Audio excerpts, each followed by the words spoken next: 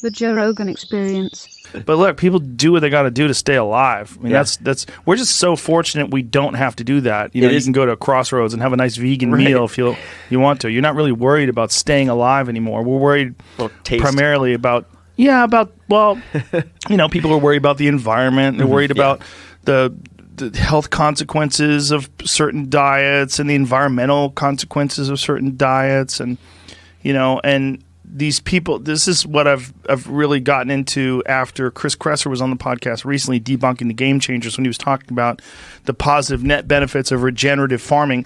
I don't think that's clearly been established worldwide or in large scale, like in terms of, and maybe it can be. Like, can we do it? Right. And feed, Yeah, can we feed the entire country on that? I mean, I think that's the $1 million question right now too, right? Like, well, how are we going to feed however many they're predicting? Like, how are we going to feed the 10 billion people we're going to see in X number of years? And I think it's interesting, and it's certainly worth thinking about, but like, it's also like, well, how far do we keep kicking that ball down the road before we find ourselves in a situation where, like, then what's the next question? 15 billion, 20 billion, and so on and so forth. And eventually, like, we just overpopulate the world and it ends really badly for us.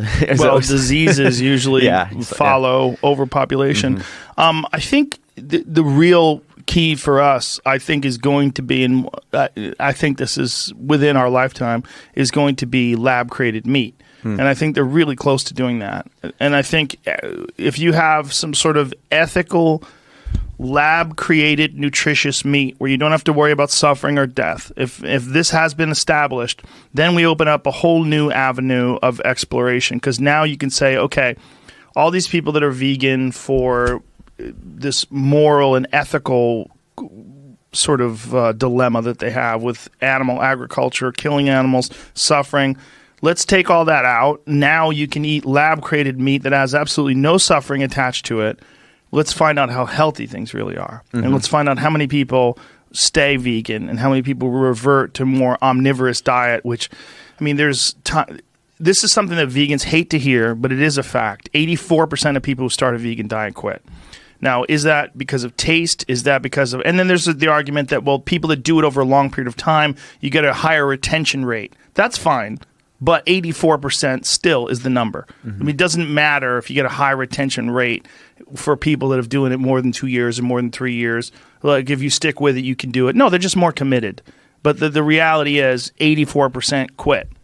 This is what's been firmly established. What would the number be if there was ethical, humane, lab-created meat that had no suffering attached to it at all? It's just science-based. It's just made with compounds and whatever they use to create this stuff. That would be interesting. It would be interesting to find out.